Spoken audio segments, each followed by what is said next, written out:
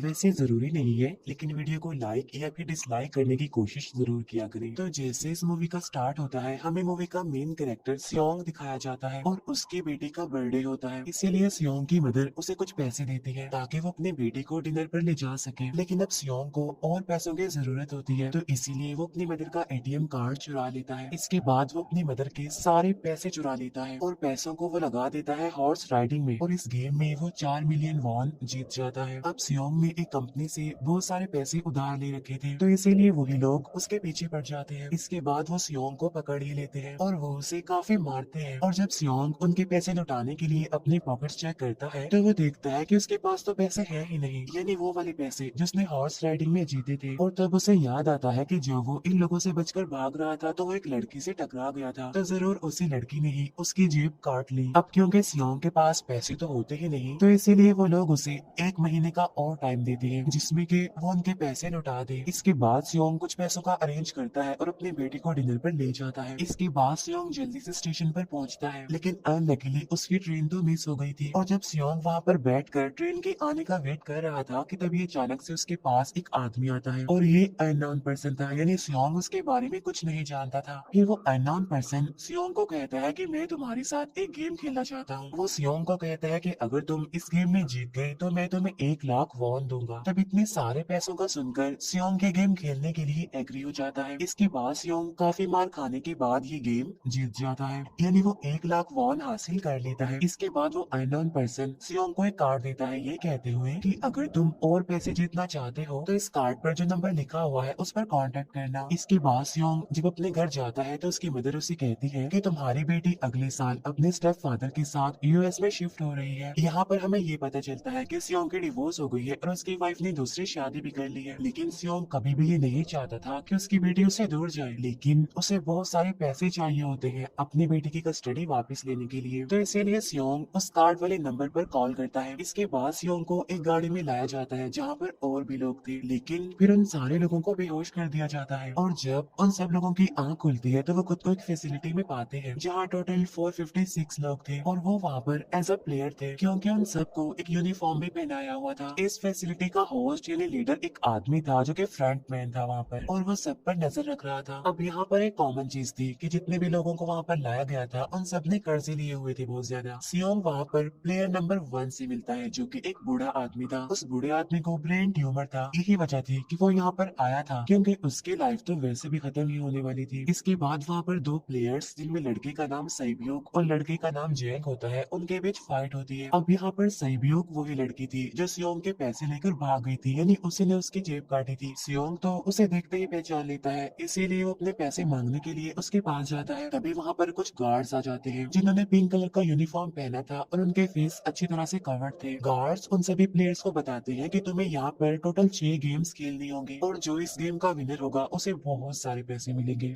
इसके बाद उन सबसे एक कॉन्ट्रैक्ट पर साइन करवाया जाता है, और इस कॉन्ट्रैक्ट के 3 मेन रूल्स थे। पहला रूल ये कि कोई भी प्लेयर अपनी मर्जी से गेम को छोड़कर नहीं जा सकता। दूसरा रूल ये होता है कि जो भी प्लेयर खेलने से मना करेगा तो उस प्लेयर को एलिमिनेट कर दिया जाएगा, और उनके मुताबिक एलिमिनेट का मतलब क्या था ये तो हम आगे ही जानेंगे। गेम का तीसरा रूल ये था कि अगर मेजोरिटी इस गेम को खेलना नहीं चाहती तो वो इस गेम को छोड़कर जा सकते हैं। इसके बाद उन सबको गेम के लिए ले जाया जाता है। अब यहाँ पर सियोंग अपने क्लासमेट सैंगू से भी मिलता है जो कि उसे बचपन से जानता था। सियोंग उसे वहाँ पर देखकर काफी हैरान होता है क्योंकि वो तो किसी बिजनेस के लिए आउट ऑफ कंट्री चला गया था। अब पहले गेम के लिए वहाँ पर एक काफी बड़ी डॉल थी, और इस गेम का रूल काफी सिंपल था, और वो ये था कि डॉल जब भी गाना गाएगी उन सबको आगे बढ़ना है, और जैसे ही वो गाना गाना बंद करेगी तो उन सबको रुक जाना है और मूव नहीं करना है, और अगर कोई हिल गया तो उसे एलिमिनेट कर दिया जाएगा। अब स्टार्टिंग में तो ये सब कुछ उन्हें किसी प्रैंक की तरह लग रहा था, लेकिन जब एक लड़का हिल जाता है तो उसे शॉट करके मार दिया जाता है, और यही होता है एलिमिनेट का मतलब, यानी उन्हें मार दिया जाएगा। अब ये देखकर वो सारे लोग काफी घबरा जाते हैं और उन्हें पता चल चुका था कि वो खतरे में है, इसीलिए लोग डरते हुए पैनिक करते हुए इधर उधर भागने लगते हैं।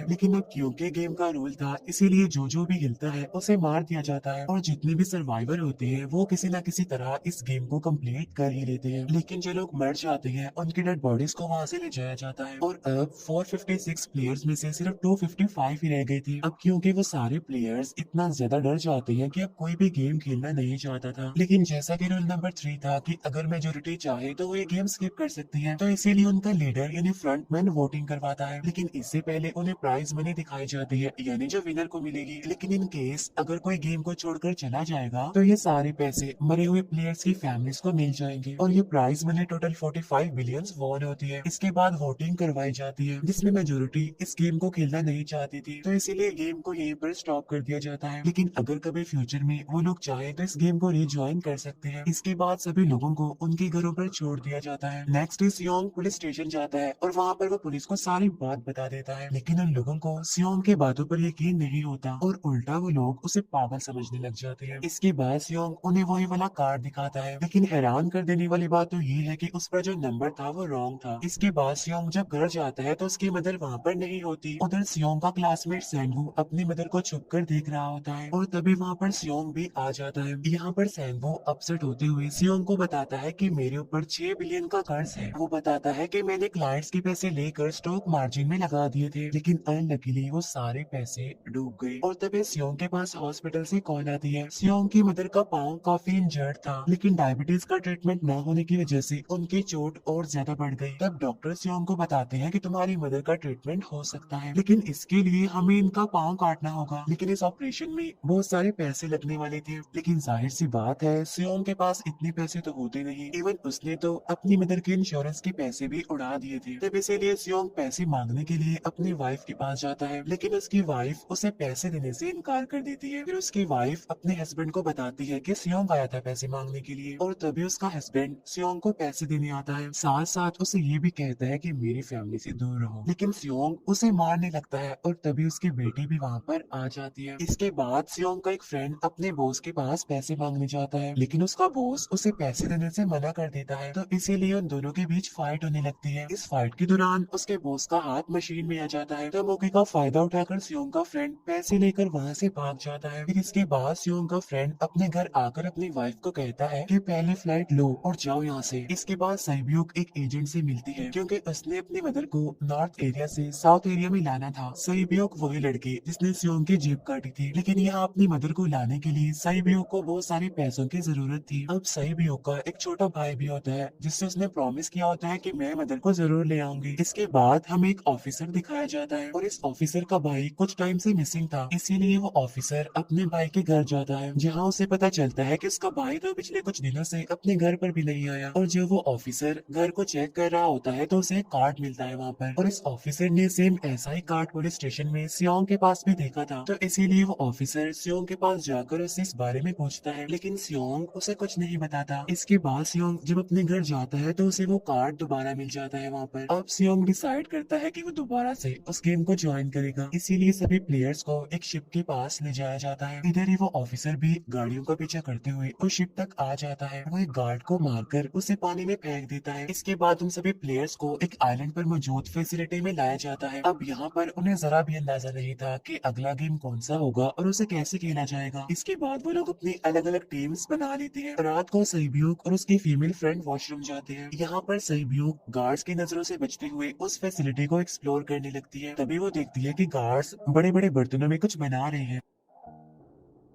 लेकिन अब क्योंकि गार्ड्स को शक हो जाता है तो ये गार्ड वॉशरूम्स को चेक करने के लिए आता है, लेकिन तब तक सैब्यूक वापस आ चुकी थी। इसके बाद सैब्यूक अपनी फीमेल फ्रेंड को सारी बात बता देती है जो उसने देखा था, लेकिन यहाँ पर सैंगवो उन दोनों की बातें सुन लेता है और वो इस बारे में सैब्यूक से पूछता है, जिस पर सैब्यूक बताती है कि वो बड़े बड़े बर्तनों में कुछ पका रहे थे। इसके बाद उन सभी प्लेयर्स को प्ले ग्राउंड में लाया जाता है, जहाँ पर उनके सामने 4 शेप्स थे। 4 शेप्स में से उन्होंने किसी एक शेप को चूज करना था। अब यहाँ पर सैंगवो को पता चल जाता है है कि गेम क्या है और क्या करना है हमें। सेंगो सियोंग को बताता है कि सबने अलग अलग शेप्स को चुनना है। इसके बाद उन सभी को एक छोटा सा बर्तन दिया जाता है जिसमें के शेप्स बनी होती है। अब गेम उनकी ये होती है कि उन्होंने किसी तरह उस शेप को बाहर निकालना है बगैर डैमेज किए, लेकिन अगर शेप जरा से भी खराब हो गई तो उन्हें एलिमिनेट कर दिया जाएगा, यानी मार दिया जाएगा। अब यहाँ पर सैंगवो तो इजिली उस शेप को निकाल लेता है, लेकिन सियोंग इतना ज्यादा घबरा जाता है कि उसकी हालत खराब होने लगती है, लेकिन फिर वो किसी ना किसी तरह करके इस गेम को भी जीत लेता है। इसके बाद उन सबको वापस से रूम में लाया जाता है। अब यहाँ पर 187 प्लेयर्स वापस आए थे, जिनमें से अब सिर्फ 108 ही रह गए थे। इसके बाद उन सबको खाने के लिए ले जाया जाता है, लेकिन खाने की वजह से जैंग की एक लड़के से फाइट हो जाती है, जहाँ पर जैंग उस लड़के को इतना ज्यादा मारता है कि वो मौके पर ही मर जाता है। इधर ही हम देखते हैं कि उन प्लेयर्स में से एक डॉक्टर होता है जो गार्ड्स के साथ मिलकर मरे हुए लोगों के ऑर्गन्स निकाल कर उन्हें चाइनीज को बेचने का काम करता है। इसीलिए जब भी डेड बॉडीज को ले जाया जाता है तो वो डेड बॉडीज को गायब कर लेते हैं, क्योंकि ये सब कुछ एक प्लान के अकॉर्डिंग चल रहा था, क्योंकि ये सारा कुछ फ्रंट मैन से छुप कर हो रहा था। यही वजह थी कि कंट्रोल रूम में भी उन्होंने अपना ही एक आदमी बिठाया हुआ था जो कि उन लोगों की सारी वीडियो फुटेज डिलीट कर देता था, और गार्ड्स तो डॉक्टर को गेम के बारे में पहले ही बता देते थे ताकि वो सरवाइव कर सके। यहाँ पर एक गार्ड उसी प्लेयर डॉक्टर को बताता है कि आज हमने प्लेयर्स को जानबूझकर खाना कम दिया है ताकि वो आपस में लड़ने लगे, जिससे होगा ये कि सारे वीक प्लेयर्स गेम से आउट हो जाएंगे। साथ ही गार्ड डॉक्टर को अपनी अगली गेम के बारे में बता देता है। अब 30 मिनट के बाद वहाँ पर लाइट्स ऑफ होने वाली थी। अब यहाँ पर सैंगवो को पता था कि सियोंग की टीम जरूर कोई उल्टा काम करेगी, इसीलिए वो उस टीम को अपने पास बुलाकर उन्हें रिलैक्स रहने के लिए कहता है। उधर वो जो डॉक्टर प्लेयर होता है वो जैंग की टीम में शामिल हो जाता है। यहाँ पर डॉक्टर जैंग को बता देता है कि अगला गेम क्या होने वाला है। इसके बाद लाइट्स ऑफ हो जाती है और जैंग अपनी टीम के साथ मिलकर बाकी सभी को मारने लगता है। जैंग एक लड़की को मारकर सहयोगियों को मारने जाता है, लेकिन तभी सियोंग उसे बचा लेता है। इसके बाद गार्ड्स वहाँ पर आकर उन सभी को रोक लेते हैं और अब टोटल 80 लोग रह गए थे। इसके बाद उन सभी को तीसरे गेम के लिए ले जाया जाता है और यहाँ पर उन्हें 10-10 प्लेयर्स की एक टीम बनाने के लिए कहा जाता है, और वो लोग ऐसा ही करते हैं, अपनी अपनी टीम बना लेते हैं। अब क्योंकि जैंग को अगली गेम के बारे में पहले ही पता होता है, इसीलिए वो सहयोगियों की फीमेल फ्रेंड को अपनी टीम में नहीं रखता और वो अपनी टीम में सिर्फ मर्दों को ही रखता है। इसके बाद सैंगवो भी अपनी एक टीम बना लेता है। अब क्योंकि उन्हें एक प्लेयर की जरूरत थी, तो इसीलिए सहयोगियों की फीमेल फ्रेंड उनकी टीम में शामिल हो जाती है, और ये गेम असल में टग ऑफ वॉर का होता है, यानी उन्होंने अपने सामने वाली टीम को नीचे गिराना था। इसके बाद गेम स्टार्ट हो जाती है और जैंग की गेम बड़ी आसानी से इस गेम को जीत लेती है। इसके बाद बारी होती है सैंगवो की टीम की। तो प्लेयर नंबर 1 यानी वो बूढ़ा आदमी कहता है कि मैंने अपनी जिंदगी में बहुत सारी टग ऑफ वॉर्स खेल रखी है, इसीलिए उन सबको गाइड करता है कि इस गेम को कैसे जीतना है।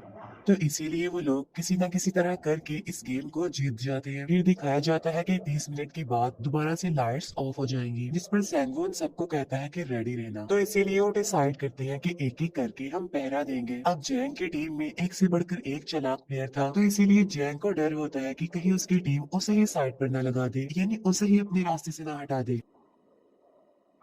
दूसरी तरफ डॉक्टर और गार्ड्स मिलकर डेड बॉडी की ऑर्गन्स निकाल रहे होते हैं, और इन ऑर्गन्स को डिलीवर करने जाना था गार्ड नंबर 28 एंड 29। तो वो सभी एक डेड बॉडी के बारे में बातें करने लगती हैं जिसकी सिर्फ एक किडनी थी, और वो उसे ज़ॉम्बी कह रहे थे। अब यहाँ पर जो गार्ड नंबर 29 था, यानी जिसने वो ऑर्गन्स डिलीवर करने जाने थे, वो कोई और नहीं बल्कि वो ऑफिसर था जो गार्ड के बेस में वहाँ पर आया था। और ये सब बातें सुनकर उसे शक होता है कि शायद ये लोग मेरे भाई की बात कर रहे हैं, क्योंकि उसकी भी एक ही किडनी थी। इसके बाद नंबर 28 और 29 यानी वो ऑफिसर ऑर्गन को डिलीवर करने के लिए चले जाते हैं। रास्ते में वो ऑफिसर नोटिस करता है कि टनल में तो बॉम्ब लगा हुआ है। तब नंबर 28 उसे बताता है कि जब हम यहाँ से बाहर निकलेंगे तो इस जगह को ब्लास्ट कर दिया जाएगा। अब यहाँ पर वो ऑफिसर नंबर 28 से और इन्फॉर्मेशन लेने की कोशिश करता है, इसीलिए नंबर 28 को उस पर डाउट होने लगता है, इसीलिए वो उस ऑफिसर को अपना फेस दिखाने के लिए कहता है। अब यहाँ पर वो ऑफिसर अपना फेस भी दिखा देता है, साथ साथ वो नंबर 28 पर गन पॉइंट भी कर देता है। साथ साथ वो ऑफिसर उससे एक किडनी वाली आदमी के बारे में पूछता है कि वो कौन है जिसे तुम ज़ॉम्बी कहते थे, जिस पर वो नंबर 28 उससे कहता है कि वो तो एक लड़की थी। अब यहाँ पर नंबर 28 उस ऑफिसर को कहता है कि तुम लीडर के रूम में जाकर सारी इन्फॉर्मेशन देख सकते हो, वहाँ पर सबका डाटा है। ये जानने के बाद वो ऑफिसर नंबर 28 को मार डालता है। उधर वो डॉक्टर गार्ड से अगले गेम के बारे में पूछता है, लेकिन इस बार गार्ड्स को भी अगली गेम के बारे में पता नहीं होता। तब इसीलिए डॉक्टर को गुस्सा आ जाता है और वो एक गार्ड को पकड़ लेता है और उनकी फाइट होने लगती है। इसी फाइट में डॉक्टर उस गार्ड को मार कर वहाँ से भाग जाता है। इसके बाद एक गार्ड भी उसका पीछा करता है और वो दोनों प्लेग्राउंड में आ जाते हैं। यहाँ पर गार्ड डॉक्टर को अपनी बातों में फंसा कर उसे मारने वाला होता है, लेकिन तभी लीडर यानी फ्रंटमैन आकर उसे मार डालता है और बाद में वो उस डॉक्टर को भी मार डालते हैं। साथ साथ इन्हीं वहीं पर नंबर 28 की डेड बॉडी भी मिल जाती है, जिससे इन्हें ये पता चल जाता है कि फैसिलिटी में कोई घुस गया है। उधर वो ऑफिसर लीडर इन्हें फ्रंटमैन के रूम तक पहुंच जाता है। तब वो चेक करते करते एक ऐसे रूम में जाता है जहाँ पर सबके रिकॉर्ड्स थे, और जब वो ऑफिसर रिकॉर्ड चेक कर रहा होता है तो उसे सभी विनर्स की एक लिस्ट मिलती है, जिसमें उसके भाई का भी नाम था, यानी वो भी कभी विनर था। उधर सभी प्लेयर्स को फोर्थ गेम के लिए ले जाया जाता है, जहाँ पर उन सबको अपना अपना पार्टनर चुनने के लिए कहा जाता है, और वो प्लेयर्स करते भी ऐसा ही है, अपना अपना पार्टनर चुन लेते हैं। सहयोग के फीमेल फ्रेंड भी अपना पार्टनर ढूंढने की कोशिश करती है, लेकिन कोई भी उसका पार्टनर बनने को तैयार ही नहीं था। इसके बाद सभी प्लेयर्स को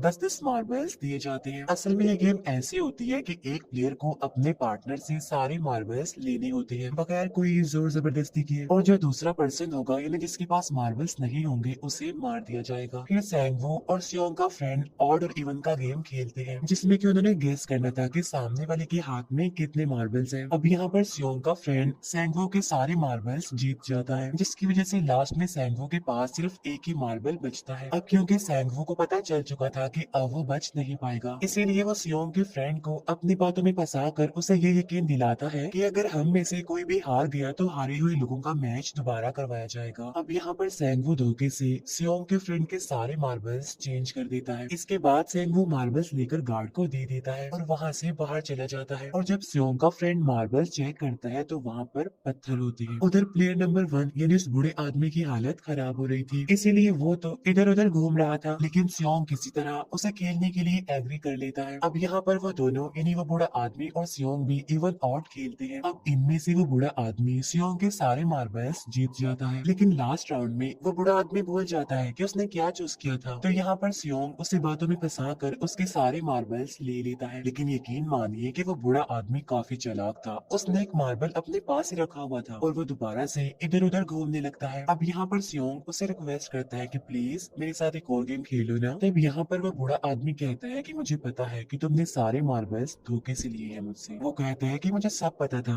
बस मैं पागल बनने की एक्टिंग कर रहा था। तब ये सुनकर सियोंग को उस पर तरस आ जाता है और वो उसे ही सारे मार्बल्स दे देता है। उसके बाद सैब्यूक और उसकी फीमेल फ्रेंड भी गेम खेल रही होती है। उनकी गेम ये होती है कि जो मार्बल्स को दीवार के ज्यादा करीब फेंकेगा वही जीतेगा। पहले सैब्यूक अपने मार्बल्स फेंकती है, लेकिन जब सैब्यूक की फ्रेंड की बारी आती है तो वो अपने सारे मार्बल्स फेंक देती है। लेकिन जब सैब्यूक ये देख लेती है तो वो अपने फ्रेंड को दोबारा फेंकने के लिए कहती है, जिस पर उसकी फ्रेंड कहती है कि नहीं सैब्यूक, मैं बिल्कुल अकेली हूँ, मेरे पीछे तो कोई भी नहीं है, लेकिन अगर तुम्हें कुछ हो गया तो ये अच्छी बात नहीं है, तुम्हारे पीछे तुम्हारा छोटा भाई है, तुम्हारा वेट कर रहा है वो। और इसी वजह से सैब्यूक के फ्रेंड को मार दिया जाता है। इसके बाद उन सबकी डेड बॉडीज को वहाँ से ले जाया जाता है। इसके बाद वो सब वापस से रूम में आ जाते हैं। यहाँ पर जैंग देखता है कि सैब्यूक की वो वाली फ्रेंड तो अभी तक जिंदा है, जो कि बड़ी आराम से बैठी हुई थी। अब यहाँ पर हमें पता चलता है कि सैब्यूक की ये वाली फ्रेंड जैंग की भी फ्रेंड थी, लेकिन अब क्योंकि उन दोनों के बीच किसी बात को लेकर क्लैश चल रहा था तो इसीलिए जैंग की वो फ्रेंड उसे बुली करने लगती है। इसके बाद फ्रंटमैन को एक डेड बॉडी के पास उस ऑफिसर का आईडी कार्ड मिल जाता है। तभी फ्रंटमैन को पता चलता है कि उसके सारे वीआईपीज आ चुके हैं, तो इसीलिए फ्रंटमैन उन्हें लेने के लिए चला जाता है। फिर सारे वीआईपीज को उनके रूम में लाया जाता है। इसके बाद फ्रंटमैन वीआईपीज के आने के बारे में एक और आदमी को जाकर बताता है, और यही आदमी मेन होता है। और ये कौन होता है हम ये आगे जानेंगे। फिर नेक्स्ट डे उन सबको 5वें गेम के लिए लाया जाता है, जहाँ पर 1 से लेकर 16 तक नंबर पड़े होते हैं, और वो सभी प्लेयर्स अपना अपना नंबर ले लेते हैं। नंबर का मतलब ये था कि जो नंबर भी एक प्लेयर पर आएगा उसके मुताबिक ही उसकी बारी आएगी। अब यहाँ पर लास्ट में पहला और आखिरी नंबर रह जाता है, यानी 1 और 16। तो यहाँ पर सियोंग कंफ्यूज हो जाता है कि उसे कौन सा नंबर चूज करना चाहिए। अगर उसने पहला नंबर लिया तो वो फंसेगा और मरेगा, क्योंकि उसे नहीं पता कि गेम क्या है। और अगर लास्ट नंबर लेगा तो क्या पता उसकी बारी ही ना आए, टाइम कम रह जाए। और तभी वहाँ पर एक आदमी आ जाता है और वो सियोंग को कहता है कि मुझे पहला नंबर चाहिए, क्योंकि मैं अपनी जिंदगी में कभी भी फर्स्ट नंबर पर नहीं आया। फिर इसके बाद उन्हें गेमिंग रूम में लाया जाता है। अब इस गेम का रूल ये होता होता है कि दिए हुए टाइम में उन्हें ब्रिज की दूसरी साइड पर जाना है। अब इसके बीच में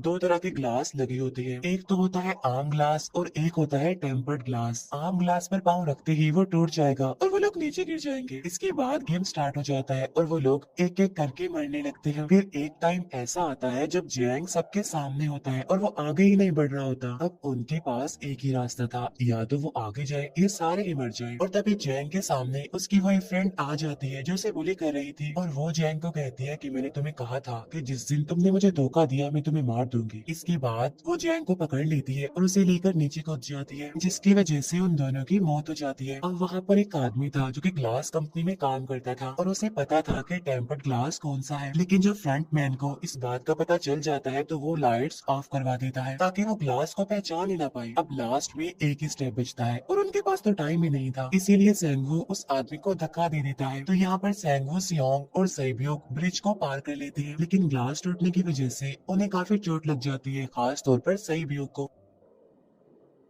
उधर उस ऑफिसर ने एक सर्वेंट को मारकर उसकी जगह खुद ले ली थी। अब एक वीआईपी को उस ऑफिसर पर शक होता है और वो उसे कहता है कि अपना मास्क रिमूव करो, लेकिन वो ऑफिसर कहता है कि ठीक है, लेकिन मैं अंदर जाकर अपना मास्क रिमूव करूंगा। इसके बाद वो ऑफिसर उस वीआईपी को लेकर अंदर चला जाता है। अंदर जाकर वो ऑफिसर उस वीआईपी को बेहोश कर देता है और इस बात का पता फ्रंट मैन को चल जाता है, इसीलिए फ्रंट मैन उसके पीछे जाता है और वो उस ऑफिसर को देख लेता है, इसीलिए वो ऑफिसर वहाँ से भागकर आइलैंड पर आ जाता है। फ्रंट मैन भी उसका पीछा करते हुए वहाँ पर आ जाता है। अब यहाँ पर वो ऑफिसर अपने सीनियर्स को कॉल करने की कोशिश करता है, लेकिन कॉल कट हो जाती है। फिर वो ऑफिसर उन्हें सारे सबूत भेजता है, लेकिन वहाँ पर नेटवर्क नहीं था। इसके बाद फ्रंट मैन ऑफिसर को पकड़ लेता है और उसे उनके साथ चलने के लिए कहता है, लेकिन वो ऑफिसर तो उस फ्रंट मैन पर गोली चला देता है। इसके बाद फ्रंट मैन अपना मास्क उतार देता है तो वो ऑफिसर देखता है कि वहाँ पर कोई और नहीं बल्कि उसका अपना भाई है वो। इसके बाद ऑफिसर का भाई यानी फ्रंट मैन उसे शूट कर देता है और वो जाकर पानी में गिरता है। उधर ग्लास लगने की वजह से सैब्योक काफी इंजर्ड हो गई थी और उसका बहुत सारा खून भी बह रहा होता है। इसके बाद इन सर्वाइवर्स को डिनर के लिए ले जाया जाता है और उनके पास एक एक नाइफ भी रख दिया जाता है, मतलब रात में उन तीनों में से कोई भी एक दूसरे को मार देगा। तभी सियोंग नोटिस करता है कि सैब्योक की हालत काफी खराब है, इसीलिए वो सैब्योक को कहता है कि फिक्र मत करो, हम दोनों साथ हैं और इस गेम में हम दोनों मिलकर सेंगवू को हरा देंगे। इसके बाद हम दोनों यहाँ से बाहर निकल जाएंगे और पैसों को आधा आधा डिवाइड कर लेंगे। सैब्योक उसे बताती है कि मेरा एक छोटा भाई है जिसे मैं ऑर्फनेज में छोड़कर आई हूँ, और अगर हम दोनों में से कोई भी जिंदा बचकर बाहर जाएगा तो उसे उन दोनों की फैमिलीज का ख्याल रखना होगा। अब सैब्योक की हालत काफी खराब थी, उसे डॉक्टर की जरूरत थी, इसीलिए सियोंग कोई मदद लाने के लिए जाता है, लेकिन जब तक वो वापस आता है तब तक सेंगवू सैब्योक को मार चुका था। फिर नेक्स्ट उन दोनों को गेम नंबर 6 यानी लास्ट गेम के लिए ले जाया जाता है। गेम का रूल बड़ा ही सिंपल था कि मार दो या मर जाओ, और इस गेम का नाम होता है स्क्विड गेम। इसके बाद गेम स्टार्ट हो जाती है और उन दोनों के बीच काफी फाइट होती है, लेकिन लास्ट में सेंगवू की हालत खराब होने लगती है। तभी सियोंग कहता है कि मैं इस गेम को रोकना चाहता हूँ, और तभी सियोंग सेंगवू को उसके साथ चलने के लिए कहता है, लेकिन सेंगवू तो अपने आप को ही मार डालता है, जिसकी वजह से सियोंग गेम जीत जाता है। फिर फ्रंटमैन सियोंग को कहता है कि तुम बहुत अच्छा खेले, लेकिन मुझे इसकी उम्मीद नहीं थी। इसके बाद सियोंग को उसके घर पर छोड़ दिया जाता है और उसके पास एक एटीएम कार्ड भी था, और जब सियोंग उस एटीएम कार्ड को जाकर चेक करता है तो वो दिखता है कि सारे पैसे उसके अकाउंट में भेज दिए जाते हैं। इसके बाद सियोंग अपने घर जाता है, लेकिन तब तक उसकी मदर की डेथ हो जाती है। इसके बाद हमें एक साल बाद का सीन दिखाया जाता है,